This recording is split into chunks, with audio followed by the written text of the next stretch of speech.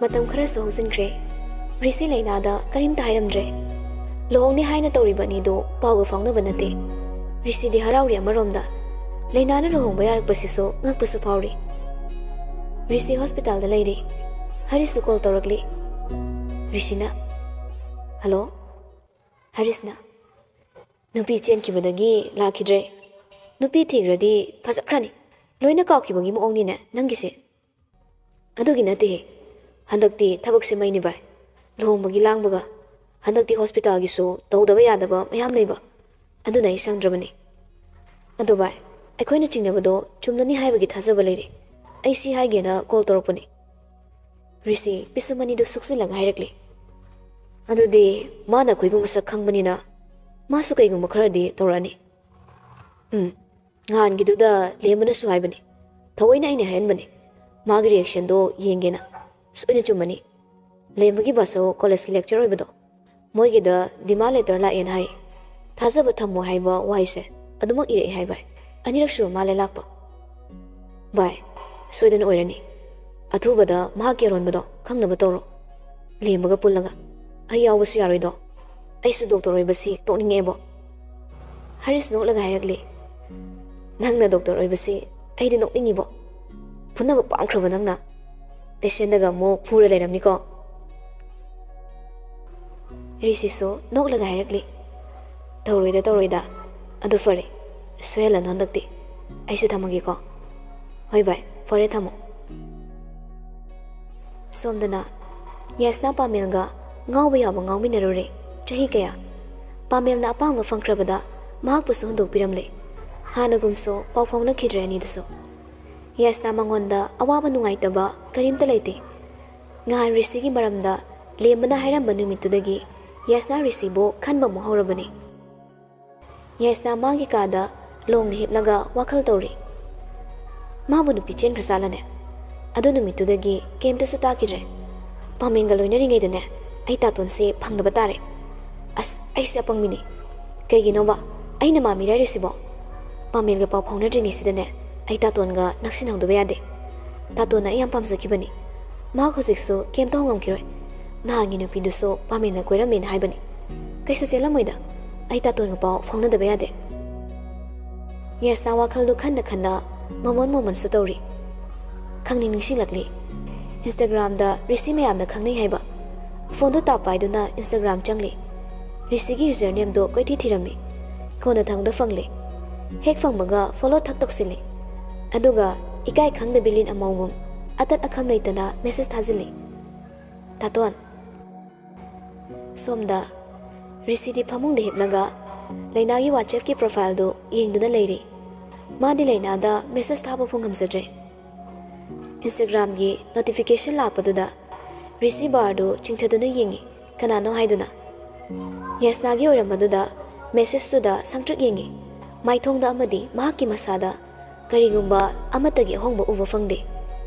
message to yengba tamak yenglamlaga haludre risi tamna solakli aseng manushiba fangdribagi aigi nushibado nangna mod sinba yakibani adu bohozikti aigi aseng manushiba fangle kanana sumun mangamloi kanana su mohsin bayaroi rishigi thamoi de bemgini aigi bem khaktagi lamhenba rishigi thamoi gi mapu leire lamlanbi amana torokpa drama da ai mi thak toba leitre phone do lock toksilaga thamkre aduga masu tungkre nongma nungsana mai hauke sagalakpa matamni yaichen baga leinaga makhoi gi sumangda lainana pamjana thariba leisingdo ising chaibiduna leiri yaichen mana chethoa nang adong ka pisi kaigino leina su tawramli mado chablepli aduga yaichen mada yingakli chethoi kapsu kaptana numidang adong kapidudi ai khange ada chethoa nang luong khradi ai yam kapnibo leina manaw nupana adumaina hairakpaduda amuke hena mapuni nungsirakle milu da pirang ihaurakle adubo nofe tawna hairakle chethoi adum laktoisidi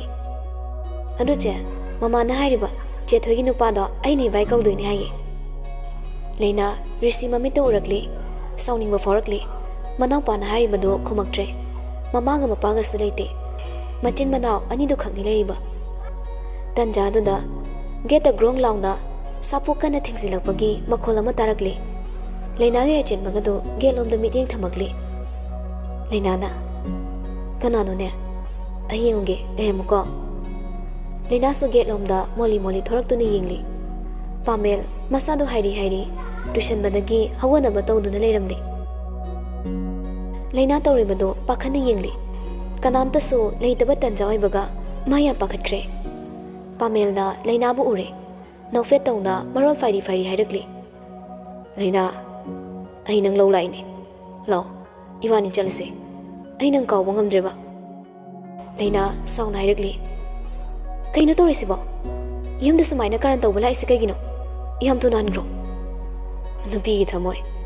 nupi gi puksel se nang dong na loi tawbro ehen ma pam bisidi nupi noi khaktani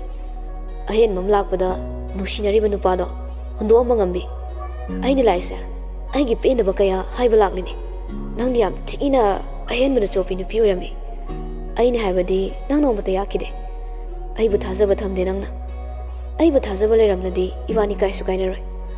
adubu nangdi lamcha su yamna tukchabi oramne lamsat phasabi saraga chelarabine nangdi kanantara su pambiroi nangna cheli deso nangna pamde leminaba nungai gadro aina tana kananta nang lobiroi hausi sana batose leina pamel na hairiba mayamdo ngasaidagi taba ngamdrabani tanik laba khonjelda makhol nik launa hairakli nangna iselai dibi oina ubra kaithelda yonba maman piraga yonba yaba lai dibi oina ubra ai ngasi phauba kanamta da landre aran basu tawdre ai di chelurabini haiduna mayam da sulana ubire natra phasana so haina bide adubo ai amak pa yaudre sagi wakhar chen banang ka tawbalam chato ai su torunga ni khanbra ai su loina khangi nangna tawba nanna kari lam chatpa ai loina khangi ngalingai nangi saklon sa khangauba ai gi laibak fabane nangi tongan ba nang yawulam chatti aina khangde adubo nang napi yamna loina banu pane masimadi ai chap chana khangi nangi apama fangdraga miraiba nangna haiba yaragana nangi matam nen pham sana pham oihanduna thamba adugo malam chattudi aingoda chatpa yaroi adugo manu pisu ai dinate pamel kana lawrakli hai nang nupi ni khudak sida nang bhat pangam mami ni yam kan ngangano leina hen sauning lagle chatka saro mafam sida laklaga nangna madu haibagi darka tade aisu soyuri haiba isana khangi aduba samasida nangumba kaya leibana aibu fasan haibide nakhoi gi minok maisa se ai khangma ngamde tabasu ngamde aduna ai soyruba khongpam se punsi su pasu helage aingona mu hana yetpigano paisa kya pamge pigene aingona gi mane hena paisa pai bro nangna ma du ampam zarui dubo ai pige kya no nangna pamba no makhak ai leisidana ai mamal pige kariamdana usit thawoidana ngangbaduda leina I ka behelaktuna sapu kanda pamel gi mamaida khopangna tharakli sa gi wangang ngangli ba kaigino sa di samrak leyo nangdi yam phataba mahikne yare ai nang go sina popo tuguche pamel maya kragak chiktuna mamaiduna li aduga leina gi khudang do paiduna chingdoi tawrakli pai gi haina lamnokpa makhutto leina gi khudang paitringi pamel gi khudang do oina ta farakli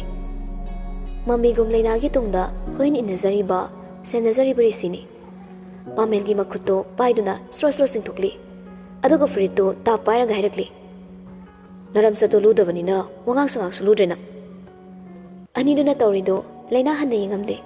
getolon silamnaga manungda changkhre risi leina na changkibado obada nungairamde thawai oiribi mana wabagi sakpham ulakpa khama ngamde risi lefo ngamdagai leiriba pamenbo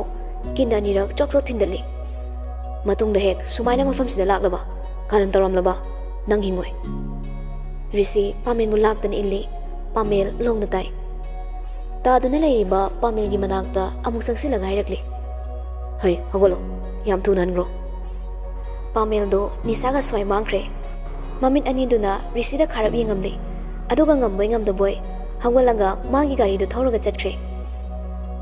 risi su leina bo haifet yengjarami Getuda tholak praina adubu tholaktre changba sungamdre haigi khana lakpa wahido hai bangamda aduma mayumda halakle risi han kipaga ikan kanadana leina getu hanglaga thorakli kanasu leiramdre tumina amo mayumda changakli yare ai yare nangonda su yetloye aingonda suna amo ne yelakano ai soigi maikene chathrage chatro ai thingdi adu wa amade haibige aigi maramda kanagumam de hek pauk sandoba nang soina lemna tharoi mado nang nangam na togodabani ha nupi adai daso sanage sinine ai nangana masak sukang khangnadaba misak ne haina khalo ai sunang kanano khangdre yare wama khatana gumse ani de wari sanare ngai pamel gi anga ngama pamel gi manakta changakli aduga tumina kariwano mahairakli pamel yasna da wam tairam dabi thuna mafam du thadok tuna chatkre yasna di ngakna yengduna lehori numidang khudingi yasna risi de mesa sarak pahorakli risi nong mata na yengdabani adubu ngasidi risi sauning laduna message ama type tawri kari matangino ai hangise kai lerage message adu hek deliver tawbaga yam thuna reply tawrakli tatwa naingonda saubro message to ubada risi nongning lagle mana hairakli ba waduga mama mamangda mana tawkhribaduga yengnabada yam ikai ningai ni aru boidradi yare ai thaba khara chileko makha halaroi yasna nang horoi matagum amuk thazilakli tatwa ai lale ai bungak piramo risi do I kare hojikti ma yasna mo hainadaba nupi leitrabani risi gi thamoida leinana tana kanasu nungsiba faudi leinana ma bo hainadrabaso ma bo nungsiba khamanbadi nongma nongma gelakli yasna gi tarokliba matawnuga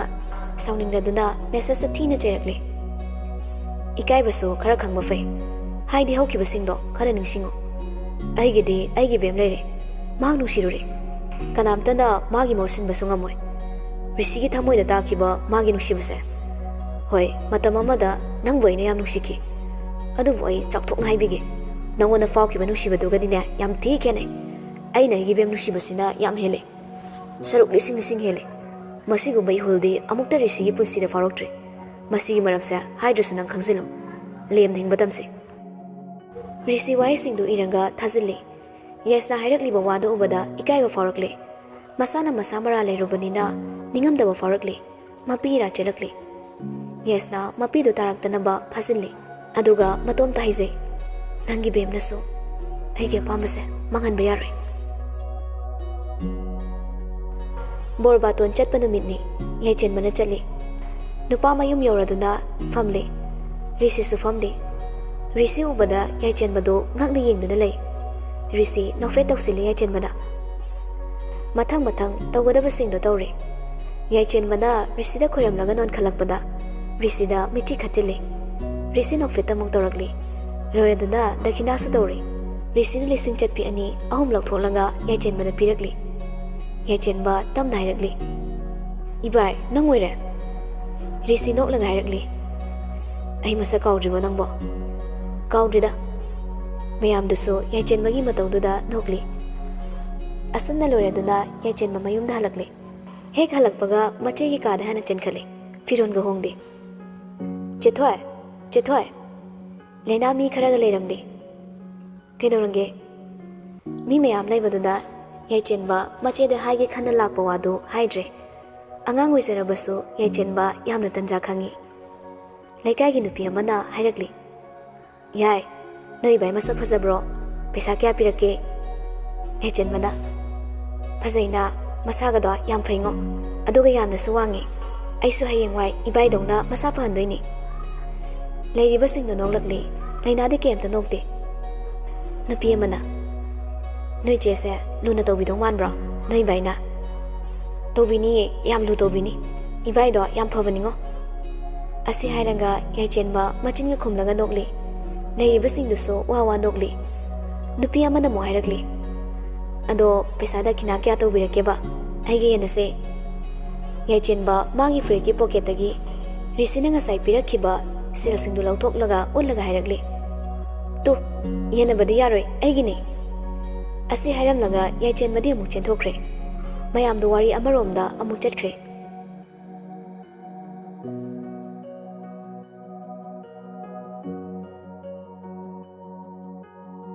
Somdana Gracie Jomogado Famunda Fime Amama Chakaiduna Lainagi Long Bachatpada in Navahiduna Kali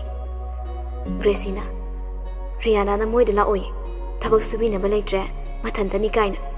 Aina Somda get Tarachaki Kali Kansida Jomona Nang Riana Hoidelamu Aina Lainaga Punalagi Sumaina Sindokna Jandi Riana no Sauraniba Ngamray Nang Jalo I hantang na hanmani no machatoise get Hadoini my isiba Mutina Lucasta Pudrup Kilangi Hanadagi Kendo Yala Ladido Pele the ko Hey sir I'm a mitang hanbiro I was to napang hanbiro Wari Malim Sidane Grace Igi Minabase Ho nang the scissor grow why am chilly Nigi romance the Galera Nang su yes na Jomo I love you na hege harido Yabi Bakedo giba Adugano in Sukesino Mi ita ina kenabana Jayana Birano kit Gracia na kwang the nangne Nungzao Mapulaga Turena lang dazani Pising hapta Ninata na kangi Chalo nang tungro Anido muso Tumin to milene Gracina Sigi grimsa Aila dongni Panik siga Chana dabra Chana yi Ado Sinti yengone Sing on the pakadra Ado tini Sigi so in a toe Domodo mamit paini yengagli Nang he ilosidi I disini Hairaga Magi na violet matu changba ama kankre Yaningda Palm the mama famda Laina Luhong Batare Long Manamit Oibana Nupa Mayumso Nupi Mayumso Punglang Helangli Som the Nupa Mayum Gidi Arauban and Loine Adubulaina di Nasigi Mikupsi Magidi Quaidiki Awaba Moire Kundo Suling Bahokre Adu Wakalamadadi Itau Tauri Maitong Makalamdi Cameraman Aduna Noglo Uharapada Nokning the Minok Amana Nogli Aduganupaduna Photo Karanamli Nokning the Nokiba Sasin the Minok Urabaso Photo Adudadi Aduki Mati Fasana Dakre Tanauto Norobi Maitongni No Laubi Noraba Makut Machaduna Lingli Kundo Paringdo Laina Wakal the Kali Siguma Mikupse Atopa Kanagidi Magi Nushina Saba Misak doing Aksam the Hukna Bahiduna around the Lilangani Aduba Ingidi Aina Daba Nushidava Magidama Kundo Paringse Ling Labaniko Wakal Sikanda Kanda Amusuma Pira Chelagli Laina Asuki Mati Tamui Soknani Mahana Luhong Bayari Haiduna Hongadoribasi Adu Maki Awabadu Kanana Subi Kidre Kundo Suning Baloikre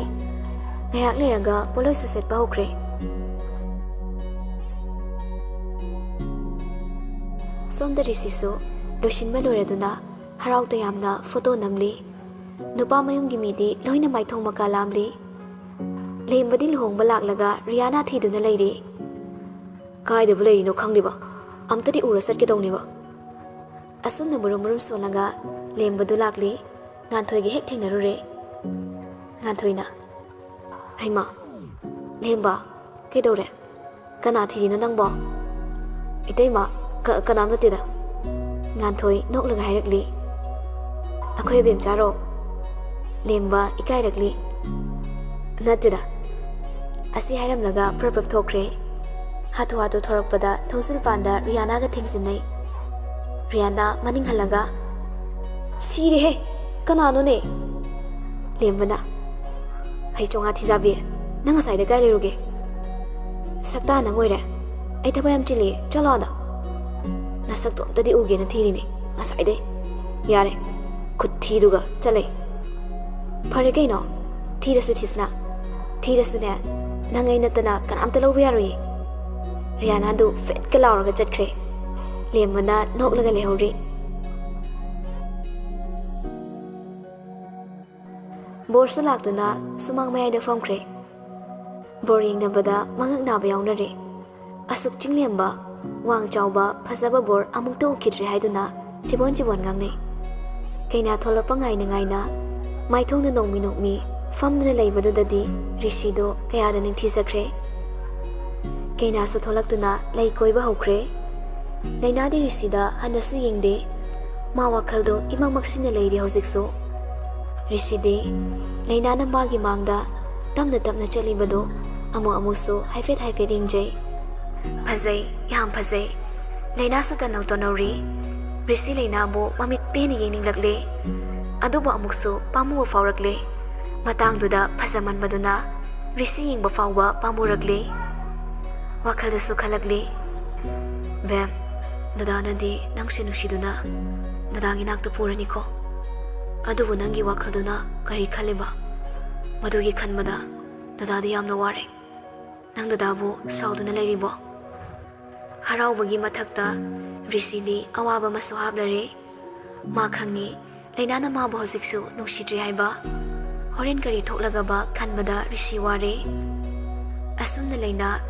ꯔꯤꯁꯤꯒꯤ ꯉꯛꯁꯝꯗ ꯀꯨꯟꯗꯣ ꯄꯔꯦꯡ ꯍꯨꯛꯈ꯭ꯔꯦ꯫ ꯔꯤꯁꯤꯅ ꯑꯃꯨꯛ ꯂꯩꯅꯥꯗ ꯐꯖꯅ ꯍꯨꯛꯄꯤꯔꯦ꯫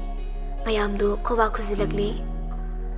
ꯃꯌꯥꯝꯒꯤ ꯃꯥꯡꯗ ꯀꯨꯟꯗꯣ ꯄꯔꯦꯡꯗꯨꯅ ꯁꯥꯈꯤ ꯑꯣꯏꯗꯨꯅ ꯔꯤꯁꯤ ꯑꯃꯗꯤ ꯂꯩꯅꯥ ꯄꯨꯟꯁꯤ ꯂꯩꯄꯨꯟ ꯁꯦꯝꯈ꯭ꯔꯦ꯫ ꯔꯤꯁꯤꯒꯤ ꯅꯨꯄꯤꯅꯤ ꯍꯥꯏꯗꯨꯅ ꯃꯌꯥꯝꯗ ꯁꯛꯇꯥꯛꯈ꯭ꯔꯦ꯫ ꯑꯗꯨꯕꯨ ꯂꯨꯍꯣꯡꯂꯕ ꯃꯇꯨꯡꯗꯅ ꯀꯔꯤ ꯇꯧꯔꯒꯗꯕ? ꯅꯨꯡꯁꯤꯅꯅ ꯑꯗꯨꯃꯛ ꯂꯩꯈꯤꯒꯗ꯭ꯔꯥ? ꯍꯧꯈ꯭ꯔꯕꯁꯤꯡ ꯑꯗꯨꯕꯨ ꯀꯥꯎꯊꯣꯛꯇꯨꯅ, ꯅꯠꯇ꯭ꯔꯒꯅ ꯂꯩꯅꯥꯅ ꯔꯤꯁꯤꯕꯨ ꯀꯔꯝꯕ ꯃꯑꯣꯡꯗ ꯂꯣꯏꯅꯒꯗꯧꯔꯤꯕ ꯍꯥꯏꯕꯁꯤꯗꯤ ꯀꯅꯥꯅꯁꯨ ꯎꯗꯦ, ꯈꯪꯗꯦ꯫